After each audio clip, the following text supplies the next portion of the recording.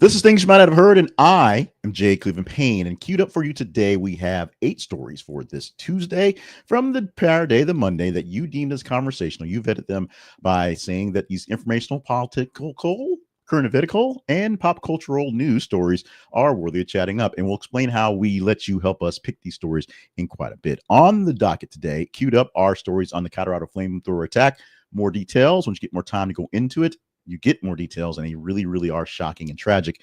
Marc Maron is giving up the biz after 16 years of chatting to people, and the Madden curse is alive, or is it? Philly thinks they can fight it this year, plus 5 other stories that are conversational, things that are worthy of chatting up with you. Now, we'll explain the full vetting process in just a bit, but right now, 3 things off the bat. Number 1, this is the conversationproject.com, our online home. Find out all you know about us at that place. Also, email us at your convenience to ask questions or comments. The conversation inbox.com. And off the bat, our sponsor is Ground News. Check them out at this is a conversationproject.com. So that's Ground News. That link will get you 40% off the Vantage plan, so you can get more news, literally more news and better news for your intake. And of course, we get a small commission because it's an affiliate link. Once more, again, we're going to do a shout out to Sapphire Beauty here in Little Rock, who allowed me to look more beautiful. Working on the eye bags. It's going to take a couple weeks for it actually sort of works in tandem, but adding 15 minutes to the routine in the morning. So that means a little extra 15 minutes. Thank you, Sapphire Beauty, and you're welcome for the beauty this will eventually become. Well, once again, as I said, today is Tuesday, June the 3rd. Once again, reminding you that these stories are picked by you, with vetting for you picking them as conversational. I put them in the order that works out best for the narrative, if you will. I think the stories work well, and this will definitely be something that will take place towards the second half of the show. We have 2 very serious stories that are sandwiched between 2 silly stories on purpose. But the silly stories are conversational. The 2 other stories that are serious need to be told right now. But right now, we're starting off the story that everyone's talking about because you have to. Here we go back to Colorado, where the suspect charged with the attempted murder and hate crimes is now being processed, and we're getting a chance to understand what's going on in the full process. Happening on June the 1st, happening on Sunday, a violent attack occurred through a peaceful demonstration at the Pearl Street Mall in Boulder, Colorado. The event, organized by a group called Run for Their Lives, aimed to raise awareness for Israeli hostages in Gaza. And around 1:26 p.m. in the afternoon local time, a man got into it, made things worse for a lot of people. His name is Mohammed Sabri Solomon. He's 45 years old. He allegedly attacked a participant with a makeshift flamethrower and incendiary devices, Molotov cocktails, and shot at Free Palestine in the incident. He also just hung around after doing the thing, so it was pretty easy for police to apprehend him. He did not even resist in the process. 12 individuals between the ages of 52 and 88 sustained injuries ranging from minor to critical wounds, burns, and were transported to local hospitals for treatment.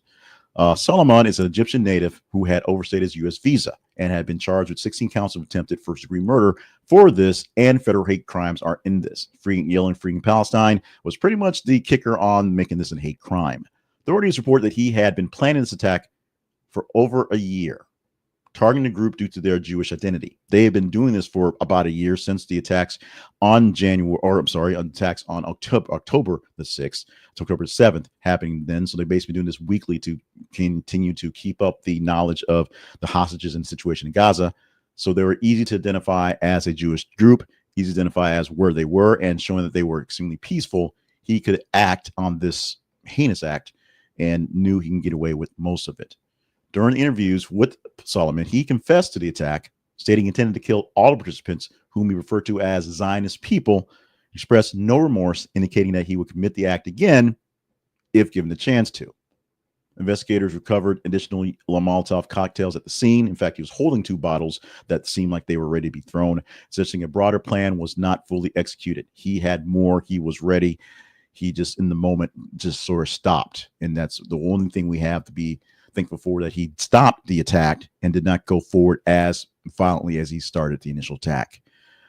Condemned by public officials and community leaders, Colorado Governor Jared Polis labeled the act as heinous act of terrorism. Community leaders are saying that this is not the way we should be dealing with any sort of stuff. We should deal with the actual conflicts and deal with the conflicting narratives that we have in our hearts and our heads. Obviously, throwing bombs at people doing peaceful protests is not the way to go. we're going to see how this thing plays out because this one is not going away anytime soon. The issue that's at hand, Gaza, Palestinians, Israelis, the Gaza Strip, it's not going away anytime soon and not being handled, I would say, in the right manner to make it go away. But this may be a reason, along with the attack we had last week on the 2 Jewish members that were worked for the embassy, that we have hostilities. We have people right here who are willing to go the extra mile for these things. And that's something we need to keep an eye on, bringing down the temperatures all around and making sure that people who may seem dangerous can be put on radars much quicker before we have more incidents. Let's go to Istanbul because we're talking Ukraine and Russia, as they had a deal, or they have a deal, to agree to swap some wounded and dead soldiers. But guess what? The war is going to carry on. Yesterday was a big deal, a big day for Ukraine and Russia, with convening in what they call the second round of peace talks, resulting in about a handful of agreements, exchanging about 6,000 fallen soldiers and remains in between the two nations to make that right happen. However, nothing even close to a ceasefire or ending the conflict between the two. Russia presented a memorandum outlining the conditions for ceasefire, which Ukraine pretty much said no from the get-go. And from that, it was essentially, we're going to keep the land we have. Ukraine's going to not do anything mean to us, and we may take over Ukraine when we feel like it. Ukraine basically said that does not work for us. They walked away. They were lucky to get the actual agreement for the trade of the prisoners and for the remains, because that was at least something that can call progress. Actually ending the war, not happening. Now, part of the reasons why we believe this not turned to any real progress for both sides is, as the Russians walked into these negotiations, they dealt with some serious blows to their ego and to their forces by Ukraine. And with that, showing Ukraine still has the ability to stand up to Russia at the moment. So with those in hand, Russia is not really having the cards, if you will, to say, you guys must capitulate to everything we want to, because Ukraine believes they can fight a little bit longer, as long as they have support of their allies. The U.S. support, of course, a question mark. But the rest of the support from the European nations and NATO nations as well that aren't the U.S. seem to be in lockstep with keeping up with what's going on, holding back the Russian aggression, because it's Russian aggression, and hoping to keep Ukraine independent and hopefully safe. We'll see what happens going for this one. The fact that a breakthrough in actual negotiations is low, it's not unexpected, but it is a disappointment for many involved directly with these talks and on the outskirts who just want less aggression, less wars, more peace. Pedro Pascal has basically stepped into the role of the world stepdad. He's that lovable face. He's in all these shows where he is the stepdad to a Grogu, to a Yoda-like figure, a stepdad to a person who may have been the savior for the world in a zombie apocalypse, but chose not to sacrifice her for that. And of course, a real dad to Franklin Richards, as he is Reed Richards, and the Fantastic Four coming to theaters in about 6 weeks. But Pedro Pascal, along with some other famous figures, faces like Ariana Grande and Dua Lipa, are a part of a big deal, signing an open letter urging the United States government to maintain $50 million in federal funding for LGBTQ plus youth suicide prevention services. We're going to talk about these services more in a moment when we get to the second half. But the letter, organized by the Trevor Project, addressed concerns over the proposed budget cuts to 988 Suicide Crisis Lifeline, specialized for services for LGBTQ plus youth. Since the launch of this in 2022, the revamp of the Suicide Prevention Lifeline to a text line, something you can text or call on your cell phone as opposed to a full 800 number, the program has connected to nearly 1.3 million crisis contacts affirming care. This is totally all total, not just folks who are LGBTQ plus. Now, the people who signed on this thing for the youth that are there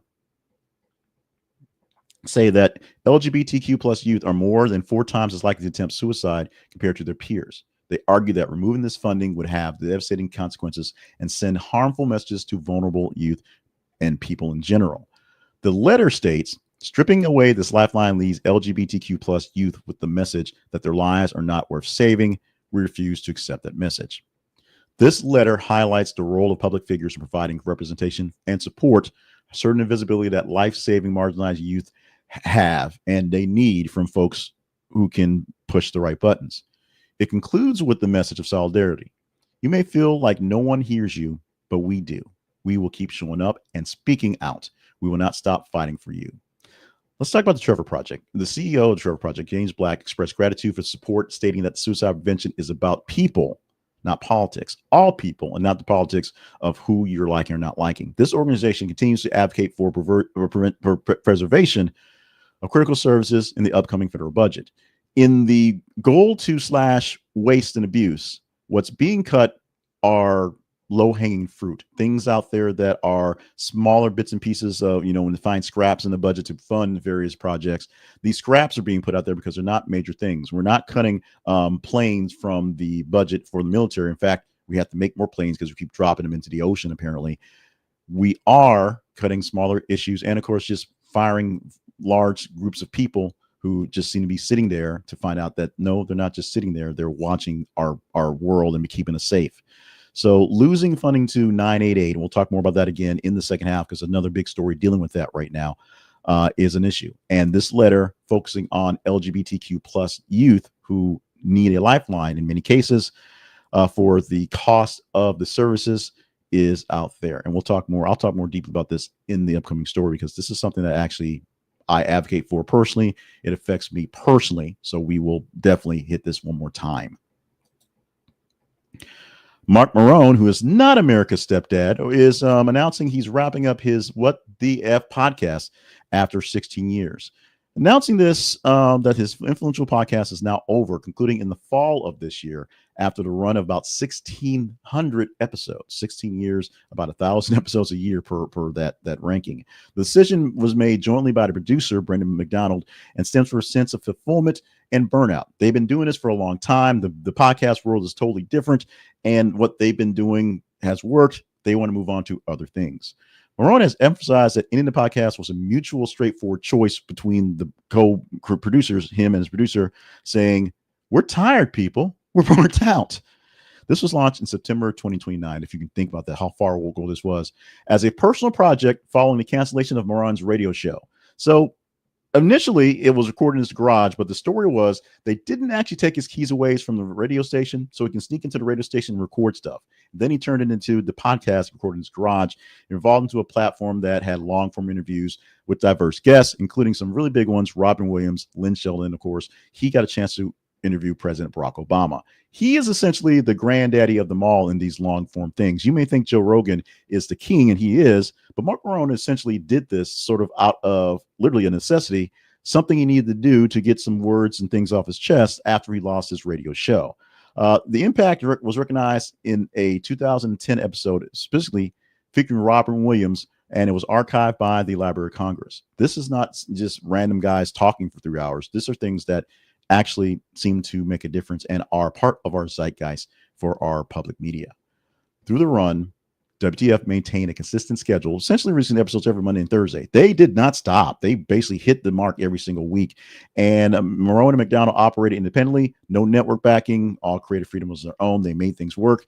The unique voice that was Marc Maron as a radio guy, a comedian and radio guy in the moment, and then turning it into a podcast, you say network of his own, was something as a big deal. We are going to basically salute the fact that it went this long, but things have to end at some point in time. In the end, Maron says it's okay to end things. It's okay to try and start some other chapters in your life. Basically saying that 16 years of WTF with Marc Maron has been a bit of a chore, and it's time to move on to other things, other projects. There are plenty of other people who can talk for hours to famous people and not so famous people. Why not let him take a rest? So we give our salute to you, Marc Maron, being a granddaddy.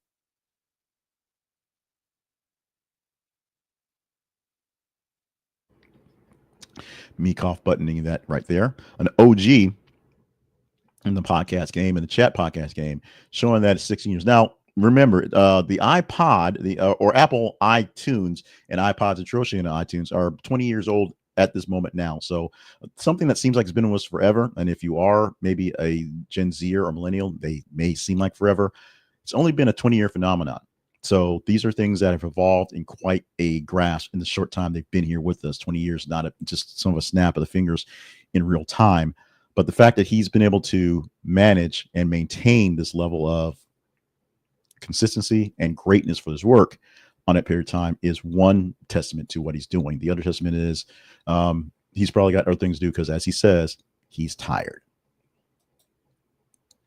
Pausing from the news section, and as I say, the next four stories, including the kicker and the lead into the first story in the batch, will be much lighter stories that people are talking about, so we will talk about them. But we have some heavier stories in there, so this is your trigger warnings going forward, and we'll bring back the Suicide Prevention Lifeline again for a very serious story to talk about in the story that's at number 6 this morning or afternoon if you're listening later or now. Right now, we deck to take a pause to see if you're going to help us out. Are you enjoying the news stories that we're covering here on the Conversation Project in general and for the long form here? I need your help to keep these things going, to keep them viable, to make sure I'm knowing that it's a good thing to do. Like, share, and subscribe to the work that I'm doing literally here so I know that it's worthy. Like the video you're watching right here, so I know that the stories I've picked are the right ones. I tell you that it's a dialogue and you help curate the stories. That is true, but it's from a batch of stories that, sometimes hit or miss. Make sure I know that the stories that I chose from that you guys suggested to talk about are the right ones by liking this video, and I know this. This also tells the algorithms that other people might enjoy the content. It'll share it to more people. If you know people who want this type of content like what is going on, or we have people who hate watch and hate tweet and hate reply, share it with them as well. So you have more people engaged in your same viewpoint sort of venue. People who enjoy this stuff or people who just need someone to lash out at.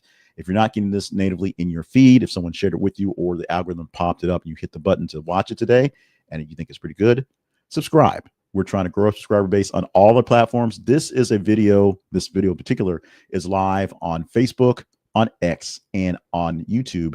It's launching at 5:30 a.m. basically every weekday morning, and we're there. You can see it on replays when you feel like it, and we have hot takes, short clips, and other versions of this across the way. Go to our website and look for other ways to subscribe if you think you want to get a short take of various stories or get this in just pure audio or newsletter form. But we need you to help us grow our News Nerd Nation. Like, share, and subscribe so that we have more people queued up, ready to go to stay with this.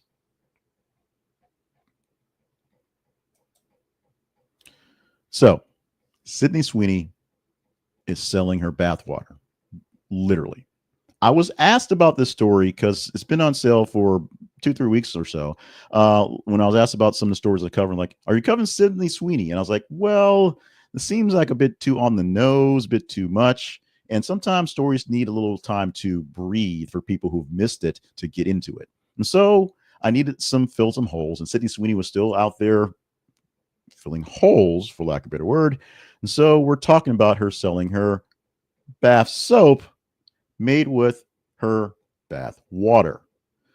The actress is partnered with natural men's personal care brand Dr. Squash, and maker of soaps of various weird names and weird smells, to give you Sydney's bathwater bliss, which does have actual drops of her bathwater mixed into the mix. Priced at $8 a bar, set to release in a few days, June 6th. About 5,000 bars available. Additionally, 100 bars will be given away through a sweepstakes for U.S. residents over 18. Now, I have seen, apparently it's Mandela effect. I thought I saw an actual display in a store. It may have just been a picture of her that had the soap already there. So I thought it would have been out for a bit. But no, we're not too late in getting the story out. Essentially, you have until the weekend to prep yourself for one of the 5,000 bars available of Sydney Sweeney's bathwater. And one would think she could make more bathwater, and I guess it's possible. We will see. The ad from Squatch is saying that Sweeney appears in the bubble bath and playfully addresses dirty little boys. In response to the unexpected demand for bathwater, Sweeney and Brett expressed a concept stating, when you fans start asking for your bathwater, you can either ignore it or turn to a bar of Dr. Squash's soap. We're not going to go into the whole we want Sydney Sweeney's bathwater thing because that's a whole nother podcast for another day. But the fact that she is very cheeky about it and she's making a bit of a cash grab on it is a sign of our times. I mean, imagine this being some sort of Marilyn Monroe bathwater soap and people going crazy nuts over something like that. But this is a playful way to actually address men's hygiene products and using natural products. And Dr. Squash, who has a way to make these things work out for their benefit, using Sydney Sweeney and her using them together, marketing gold. The next two stories are extremely serious. The next two stories are extremely heartbreaking. So go along with us to deal with this one, because the next story, this one particularly, is one that I deal with in many ways. So there are two deaths to talk about. First up is ESPN sports science creator John Brenkus, who died at the age of 54. The Emmy-winning host and co-creator of sports science and ESPN passed away on May 31st, at the age of 54, after a battle with depression. Death was announced via social media accounts by his production company. Brenkus was renowned for being a science and sports nerd, blending the two for all to enjoy, making complex athletic concepts accessible to broad audiences. The sports science debuted on Fox Sports in 2027 before moving to ESPN, and it used cutting-edge technology to analyze athletic performance and earned 6 Sports Emmy Awards in the process. Brenkus often participated in experiments himself, being as the everyman in contrast to elite athletes, seeing how the things that could be done by regular people, although maybe not on the larger scale. Beyond sports science, Brenkus co-founded Base Productions and later established Brinks TV, a digital platform focused on sports and media content. Also the author of The Perfection Point, New York Times bestselling, Exploring the Limits of Human Athletic Performance. In an interview in 2023, Brenkus actually talked about his struggles with depression, revealing that he had experienced suicidal thoughts following the sale of sports science to ESPN. Essentially, the highs from the buy turned into the lows from the realization and going with it. He credited his recovery at the time with therapy and support from loved ones, emphasizing the importance of seeking help and breathtaking knowledge that the stigma of mental health is something that does not have to be fought alone. Tributes are poured out from across sports and media all around, from ESPN, from Fox Sports, and just people in general. Folks he worked with, folks he knew, folks he had a chance to touch, and people who actually just enjoyed watching his work. So, once again, with the issue we had a few stories back, the Suicide and Crisis Lifeline at 988 is a treasure.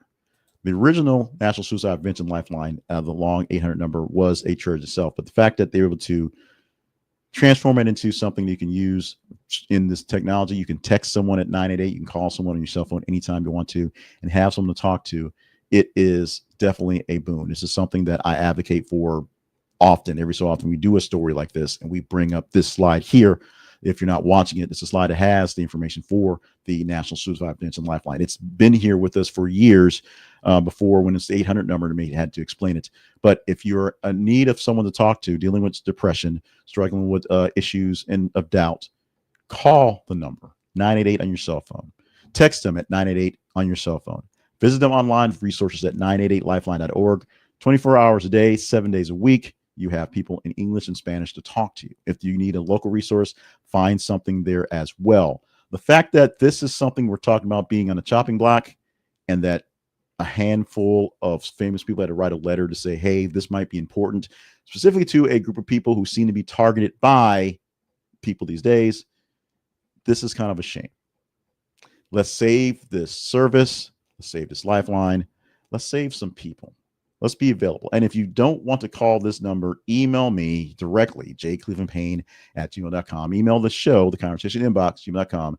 Let me know you're in need of some sort of service, some sort of lifeline, someone to talk to, because trust me, this is something I deal with frequently in my own issues. Something that only in the past couple of years I've come to terms with, that depression is something that I struggle with, and I have to address it even on good days every single day. It's something that does not go away just because a good thing happens. In fact, a good thing sometimes triggers a bad thing fairly quickly.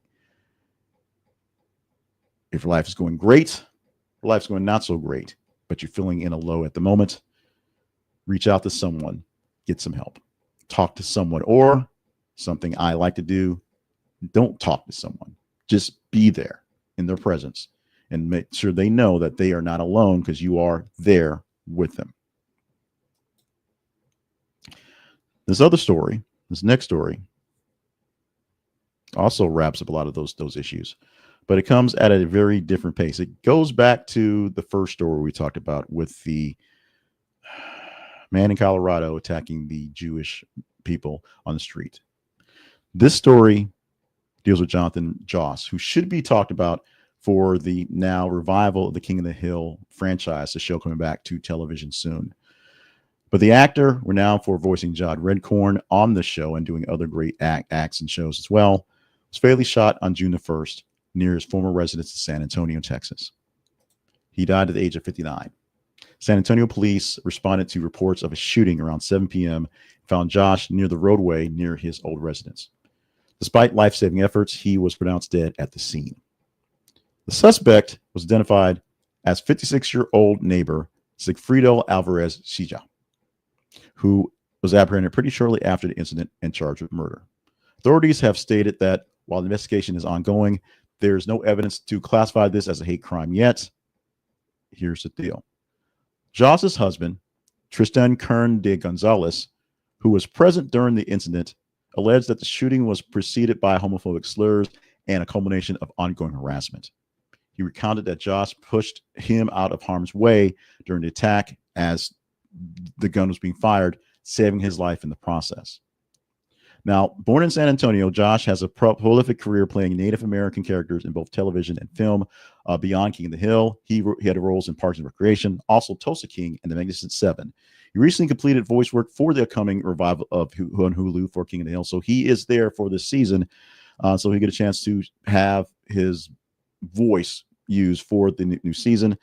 But the untimely death has elicited tributes from colleagues and fans alike across the nation, and various advocacy groups and Native American folks say there must be more representation of both him as a member of the LGBTQ community and as a Native American person. Now, stories for previous times, the reason why this was a former residence was essentially the relationship between Joss and his husband. I don't think they were married at the time.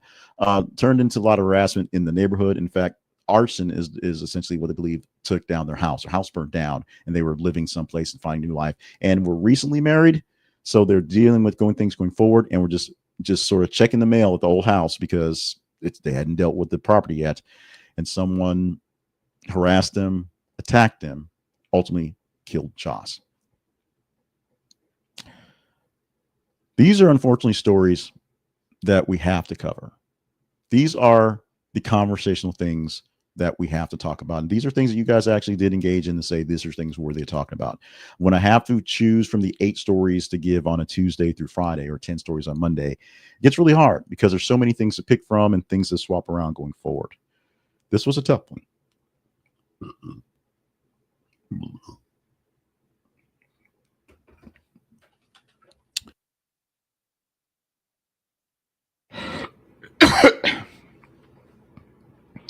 This was a day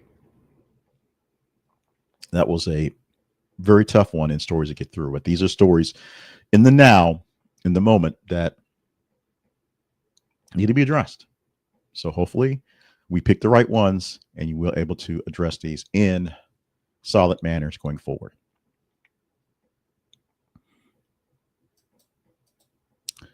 We had a lot of heavy going on in today's episode, but another heavy who wants to make things lighter on the load for his team. He did it already for this past coming season and wants to continue to do it in championship winning ways, big ways going forward, is Philadelphia Eagles running back, the star, Saquon Barkley, as he says it's time to break the Madden curse.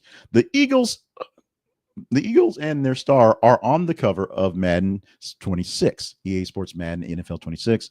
First time an Eagles player has graced the cover since Donovan McNabb in 2006, and you know what happened when that happened. The cover features Barkley's iconic backward hurdle over Jacksonville Jaguars defender, a play that became one of the most talked about moments in the 2024 NFL season. His selection comes after a record-breaking debut season with the Eagles. He rushed for 2,504 yards, 18 touchdowns, leading the team to a Super Bowl victory last year.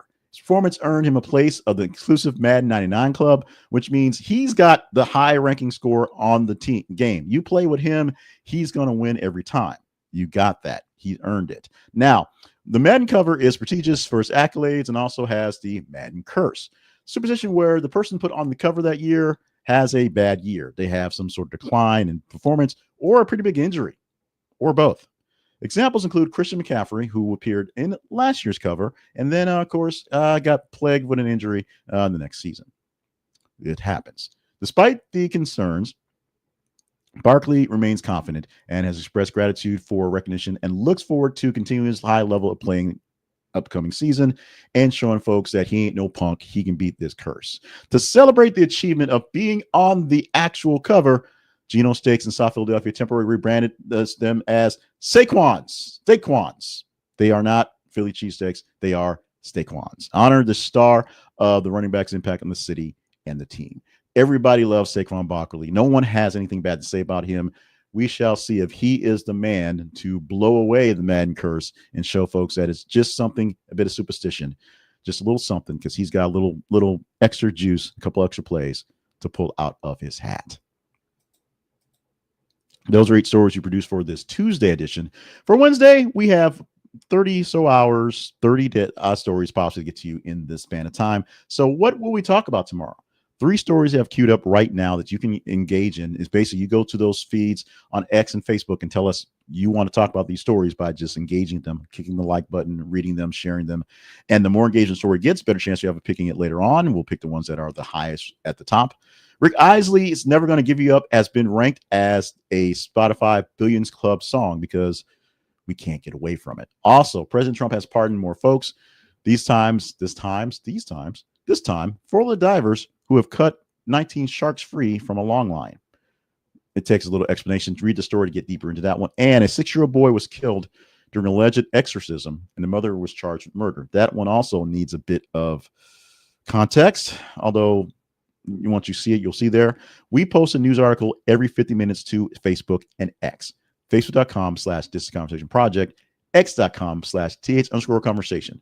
As you go through your feeds on the internet, seeing what's going on, seeing what's talking about on the X and on the Facebook, see what stories we're talking about on our pages and engage in them, give them a like, give them a love, give them some shares. And the more people talk about them, engage in them, or reply to them, better chance you have of talking about them the next day. We're talking about Ground News again today as our spotlight sponsor because there's a lot of stuff going on right now and we really need clarity. Clarity is not necessarily what our news media is giving us right now. They're doing their best, and they all do their best to keep people engaged in the stories. Some of them are a bit more salacious, a bit more punchy than others because they want their audience to stick around. They have to make a dollar. They have to actually be profitable.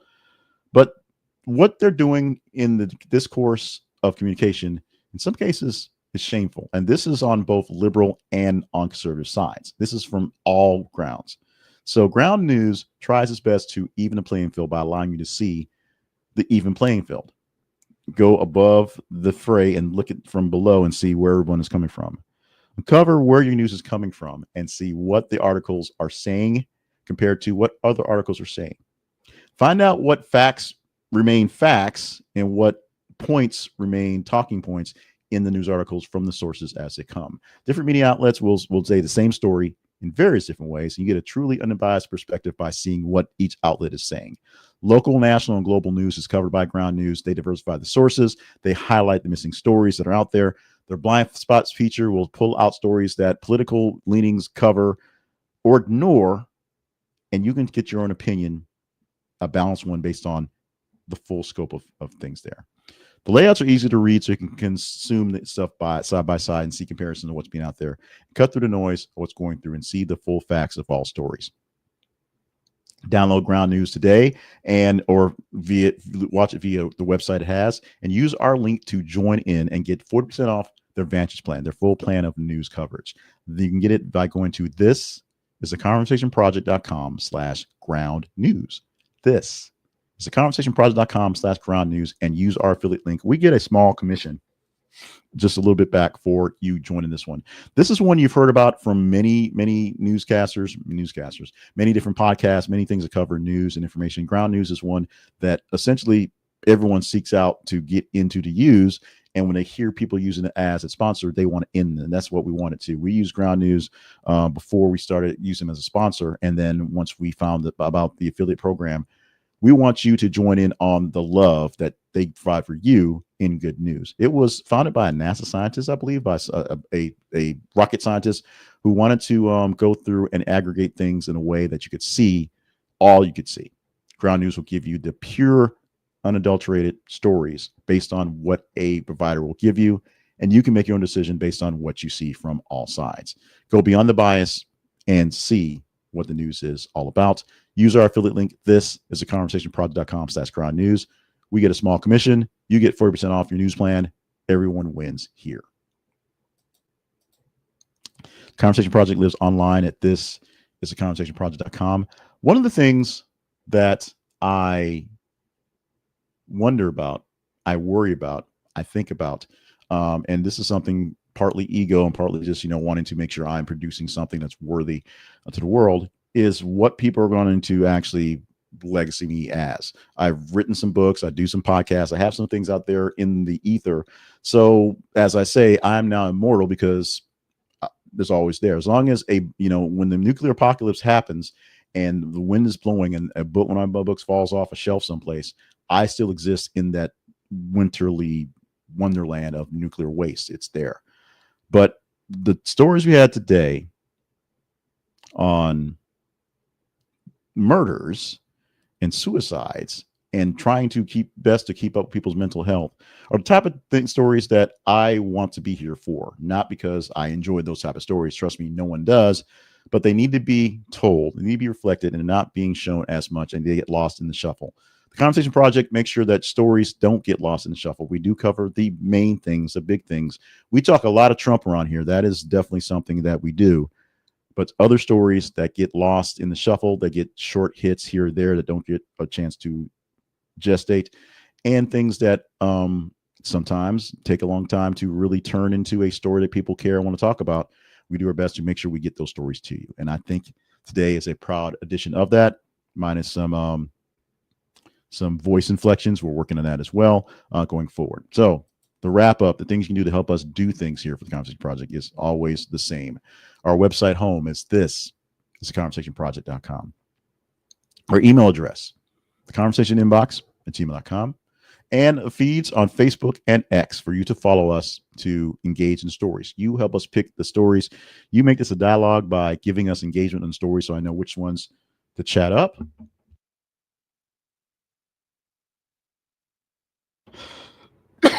Excuse me. So much for holding down a cough button. In a span of 30 so hours, from midnight this morning to about 3 or 4 in the morning tomorrow, we'll pull the stories in that time. There'll be about 30 stories to look at, and I will sift them through from top to bottom on their engagement. That means the top half, 15, 16, 17 or so, based on how well they're engaged. We'll get to look at them, and I'll pull 8 of them to talk about in tomorrow's edition. Now, if something major happens overnight that I don't have time to post, or the post so late it doesn't get a look into it, I have the right and the ability to put that in there and make sure it's covered. So sometimes things that don't have a lot of juice get in there because they just seem that important. They have to be pushed out there. They don't have the fairness of being addressed while other things are being out there. Other things are overshadowing them, so that happens. But we do our best to keep the most conversational stories based on what you say out there. This is a dialogue, not a monologue. I don't just pick the trending stories in the morning and pull them down and write them. I go through stories that you guys have actually engaged in to see what stories you guys want to talk about. You let me know. I do my best to do this, and let me know via email how well I did.